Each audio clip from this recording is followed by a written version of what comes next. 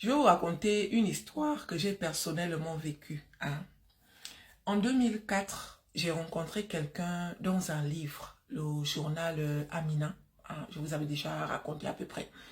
Le journal Amina. Vous savez que dans l'Amina, il y a une rubrique rencontre. Donc moi, j'étais déjà accro à ces trucs virtuels-là. C'est mon truc en fait de depuis. Donc j'ai vu une annonce. J'étais au travail ce jour-là avec ma collègue qui, elle aussi, à travers moi, elle avait aimé les rencontres virtuelles en fait. Donc on est tombé sur une annonce d'un monsieur, un Français, qui avait laissé un message comme quoi je m'appelle X, j'ai 48 ans, je recherche l'amour avec une femme de préférence africaine qui a entre 25 et 45 ans. Je pense que c'est la tranche d'âge qu'il avait donnée. Et moi, à cette époque, j'avais 24 ans, mais je devais avoir bientôt 25 ans en fait. Donc ma collègue me dit, non mais Chichi, voici une annonce qui pourrait t'intéresser. J'ai dit qu'il recherche une femme de quel âge? Elle me dit, non, il recherche une femme qui a 25 ans, mais bon, toi tu as 24 ans, en tout cas bientôt tu vas avoir tes 25 ans et tout, tente ta chance. J'ai dit, ok. Il avait juste laissé son numéro de téléphone. Donc je prends et tout, j'essaye d'appeler, ça sonne dans le vide, la personne ne décroche pas. J'ai insisté, après j'ai laissé un message vocal. Bonjour, je m'appelle Chimène, je vous appelle depuis tel pays. J'étais là, je suis intéressée par votre annonce que vous avez laissée dans le journal Amina. Voilà. Si vous êtes intéressé, n'hésitez pas à me faire signe. Ça serait avec plaisir. Donc, j'ai laissé un message audio comme ça. Après, j'ai laissé tomber en fait. Mes chéris, un jour, 2 jours, 3 jours, j'étais au travail. Je reçois un message écrit. Bonjour, je suis X de l'annonce. J'ai pas d'abord compris. Après ça, bonjour, je suis X de l'annonce. Vous m'avez laissé un message vocal. Voilà, c'est moi. Avant ça, j'avais fait un jeûne de purification. Je vous ai déjà fait la vidéo. Donc, si vous cherchez la vidéo, allez chercher dans mes vidéos. J'avais fait un jeûne de purification. Et c'est après le jeûne que j'avais justement rencontré cette personne-là. Donc, quand il m'écrit comme ça, je me souviens sur le coup, j'ai dit, ah oui, ça c'est le gars que j'ai écrit il y a 2 jours et tout, nanani, nanana, mes chéris, j'étais contente. C'est comme ça que j'essaye d'appeler, il ne décroche pas. Après, j'envoie un message, je dis que oui, c'est moi et tout, patati patata, comment tu vas et tout. Il me dit, je vais très bien, est-ce que vous avez des photos de vous? Je dis que oui, mais je fais comment pour vous les envoyer? Est-ce que vous avez une boîte mail? Parce que c'était en 2004, j'avais 24 ans, et le monsieur, c'était l'époque où il n'y avait pas les téléphones Android comme là maintenant et autres, tu vois. Donc voilà, il me dit non, j'ai pas de boîte mail, voici mon adresse. Donc il m'envoie son adresse postale et tout. Je dis, ah, je vais envoyer ça par la poste. Il me dit, oh oui, et tout, nanani, nanana. Je m'allais voir ma collègue. Je dis que, donc là, il me dit que je dois envoyer ça par la poste et tout, c'est trop long. Elle me dit que, ah, faut essayer, ma soeur, on ne sait jamais, envoie. Je dis, ok. J'essaye d'appeler, il ne décroche pas. Après, je dis que, mais pourquoi quand je vous appelle, vous ne décrochez pas? Il me dit parce que, par écrit, hein, tout ça c'est par écrit, il me dit parce que tant que je n'ai pas vu vos photos, je ne vois pas l'intérêt de répondre au téléphone, c'est coûteux. Je dis que oui, mais moi aussi de mon côté, qu'est-ce qui me prouve que vous êtes un être humain en fait? Déjà, vous êtes un blanc ou un noir? C'est moi qui pose la question. Il me dit, c'est important. Je dis que oui, c'est important. Parce que il ne suffit pas de dire que vous habitez en Europe, que vous êtes européen. Moi, j'ai besoin de savoir avec qui je parle. Donc, répondez au moins au téléphone pour me rassurer aussi. Il me dit, ok, 2 minutes alors. J'ai dit oui, mes chéris. C'est comme ça qu'il m'appelle. Oui, bonjour. J'ai dit bonjour, ça va?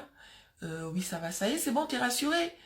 Je dis, oui, je suis rassurée. Donc, comme ça, vous recherchez une femme. Mais pourquoi c'est si loin en Afrique que vous cherchez une femme alors que vous habitez en France?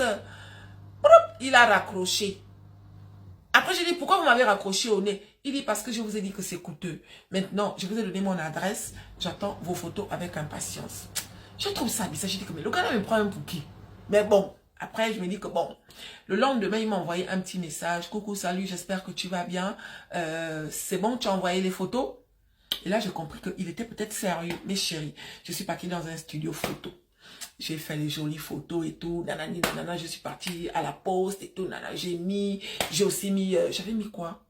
Je ne me rappelle plus. J'avais mis une carte postale de mon pays et tout. J'ai mis la carte postale et tout. J'ai envoyé les filles. Le gars m'écrivait tous les matins pour me demander comment je vais. Et quand je répondais, il répondait en bref. En un mot, c'était un peu compliqué. Ça m'énervait même. Mais bon, je me suis dit que bon, peut-être que voilà. Pour que le monsieur reçoive les photos des filles, les photos ont mis 2 mois. Mais pendant les 2 mois, il m'écrivait toujours, coucou, j'espère que tu vas bien, bonne journée. Coucou, je suis rentré du boulot, bonne soirée. Comme ça, en fait.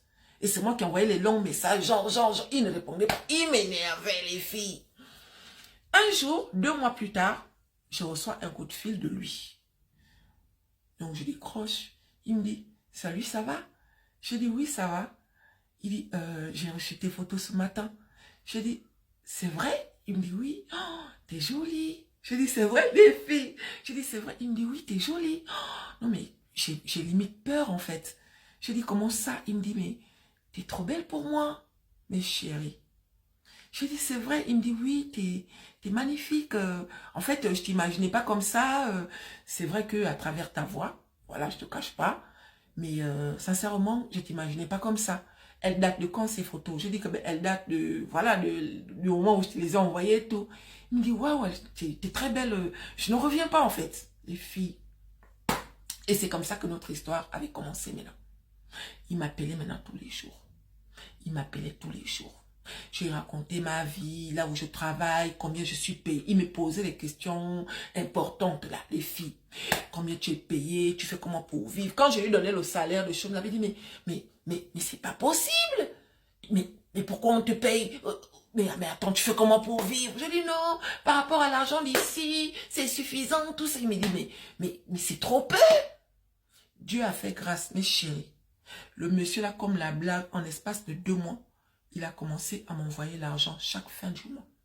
Il m'envoyait l'argent chaque fin du mois. Je ne vais pas dire le montant. Parce que je ne veux pas que certaines personnes prennent l'exemple genre, moi je avait dit que le gars l'envoyait tant pour... Non, mais il m'envoyait l'argent chaque fin du mois. Et pas petit argent. Et chaque fin du mois, il m'envoyait un montant qui me permettait de payer mon loyer et avoir même l'argent, genre, pouvoir même payer les trucs pour mon enfant et tout machin, les filles. Quelque temps après, 3 mois après, il me dit, je veux que tu viennes. On fait comment ça se passe et tout. Je dis, ok, je vais me renseigner, il n'y a pas de problème et tout. Les filles, je suis partie là où on fait les passeports. Quand je m'en vais là-bas, c'était compliqué. Oh, patati patata. Je discute avec une petite, avec qui j'étais en contact à l'époque, qui avait rencontré un monsieur, un Anglais. Et justement, elle était en train de partir rejoindre son Anglais au Congo, mais pas en Europe. Donc elle me dit, oh non, moi je connais un gars là, il aide les gens, voilà et tout, là où tu veux partir, tu donnes seulement l'argent, il te fait le dossier et tout, les filles, j'étais contente. On est parti voir le gars là, il avait une entreprise façon, mais voilà maintenant là-bas. Il dit, tu as emmené ta copine? Elle dit, oui, j'ai emmené ma copine et tout. Ah d'accord, donc toi aussi tu as trouvé un blanc? Je dis, oui, c'est un Européen. D'accord, et toi tu veux aller où? Au Congo ou ailleurs? Je dis, non, moi je vais aller en Europe. D'accord, ben écoute, il n'y a pas de problème. Tu as déjà le passeport? Je dis non, je n'ai pas le passeport. Ok, donc il faut que je te fournisse le passeport et le visa, c'est ça? Je dis oui. Il me dit ok, elle t'a dit le montant? Je dis non, elle m'a pas dit le montant. Bon, ok. Pour le passeport, il faut prévoir au moins 300 000, d'accord? Parce que je ne veux pas te faire n'importe quel passeport. Je vais te faire le genre de passeport qui fait que dès que tu présentes ça comme ça, on te donne le visa. Tu comprends, non? En tout cas, tu me fais confiance. Je dis 300 000. Il me dit oui, 300 000, ma chérie, tu crois quoi? C'est pas facile, hein, parce qu'il y a passeport et passeport. Il y a des passeports que quand tu vas demander le visa, on ne te donne jamais. Mais moi, le genre de passeport que j'ai fait, c'est le genre de passeport dès que tu vas demander le visa, on te donne. Quand je ne connaissais pas les filles, moi aussi j'ai cru à ça, oh, mes chéris. J'ai dit, ok, il n'y a pas de problème. J'avais, Dieu merci, un peu la miette. C'est comme ça que je lui dis que non, le passeport coûte tant et tout. Oui, mais ça fait combien en euros? Je lui dis que non, ça fait tant et tout, nanani, nanana. Il me dit, ok. Ah oui, c'est quand même cher, hein. Je dis, oui, non, mais c'est le genre de passeport où j'aurai le visa et tout, patati patata. Il me dit, ok, il n'y a pas de problème. Alors, on fait comment? Je dis, non, je vais demander au monsieur. Et après, voilà, mes chéris. En même pas une semaine, il m'a envoyé le montant du passeport. Je vais faire la vidéo en 2 parties. Il m'a envoyé la vidéo du passeport, plutôt l'argent du passeport et tout, nanani, nanana. Je suis partie donner au gars. Le gars me dit, ok, bon. Donc, moi, je vais partir à Libreville la semaine prochaine. Mais ne t'inquiète pas, étant à Libreville, je vais t'appeler pour te dire comment ça se passe. Et après, je vais aller rencontrer le consul de France. Parce qu'il faut qu'on te délivre un visa, là. Mais le monsieur, là, il est gentil avec toi. Je dis, oui, il est gentil avec moi, d'accord. Il va t'épouser, hein. Je dis, bon, s'il veut que je parte, ça veut dire qu'il y aura peut-être le mariage en vue et tout. Il me dit, ok, il n'y a pas de problème, ne t'inquiète pas, tu me fais confiance. En tout cas, tu as frappé à la bonne porte, mes chéris. je vous raconte la deuxième partie de mon histoire de... Hein, je vous raconte la deuxième partie.